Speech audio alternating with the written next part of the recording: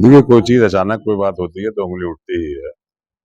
Parliament चल रही थी, उपराष्ट्रपति जी प्रिजाइड कर रहे थे और सुबह से लेकर शाम तक वो वहां रहे हैं।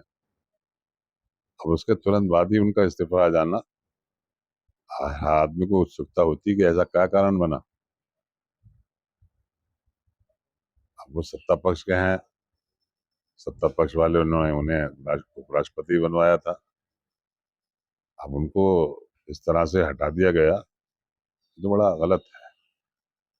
और हम जो हम हमारे जानकारी के अंदर जो उनके ऊपर शुबह जताया जा रहा है वो यही जताया जा रहा है कि उन्होंने एक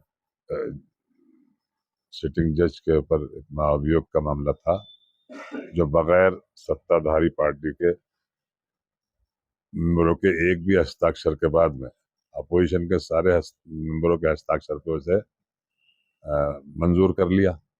ये चीज सत्ता पक्ष को बुरी लगी, ये कहा जा रहा है, इस वजह से उनको हटा दिया गया। अंदाजा यही है, इसके अलावा कोई और बात तो थी ही नहीं, उसके अलावा कोई और बात नहीं थी।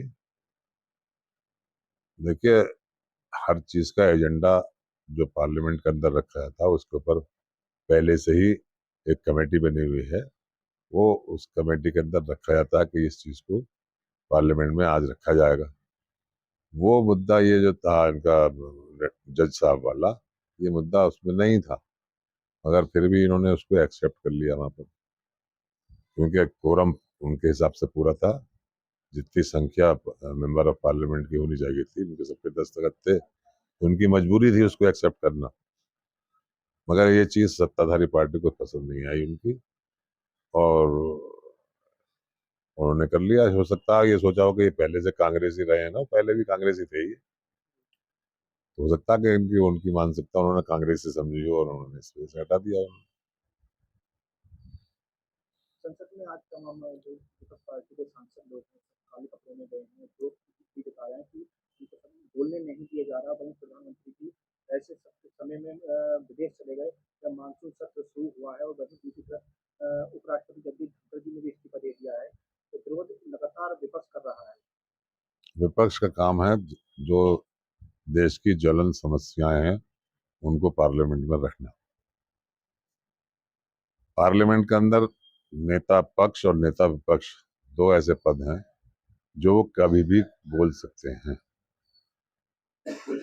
हर मेंबर ऑफ पार्लियामेंट को इतना नहीं है, उसकी सूचना देनी पड़ती है, और उसको बगैर स्पीकर या सभापति के आज्ञा के बिना नहीं है उसमें बोला जा सकता। मगर ये पाबंदी लीडर ऑफ अपोजिशन पर नहीं है, ये लीडर ऑफ सत्ता पक्ष पर नहीं है। इसलिए हमने ये देखा है कि सत्ता पक्ष को तो बहुत समय दिया जा रहा है, तो मेंबर भी खड़े हो गया उसकी सुने जा रही है, मगर जब लीडर ऑफ अपोजिशन बोलने को खड़े होते हैं तो उनको इजाजत नहीं दी जाती। ये गलत बात है, इसका विरोध हो रहा है। कन्हैया पवार ने भी, कांग्रेस नेता कन्हैया पवार ने भी अभी उपराष्ट्रपति के इस्तीफे के बाद बिना नाम लिए हुए बयान दिया है। उन्होंने कहा है, ट्विटर पे उन्होंने पोस्ट की है, जिसमें उन्होंने कहा है कि बचपन में जो है स्कूल छोड़कर भाग जाते थे, जवानी में पत्नी को छोड़कर भाग गए, और वहीं अब जो है ये देश छोड़कर चले गए हैं। तो ये इनकी संस्था से इन्होंने सीखा है। अब ये कांग्रेस का मामला है, वो कांग्रेस वाले जवाब देंगे, इस पर हम क्या कह सकते हैं।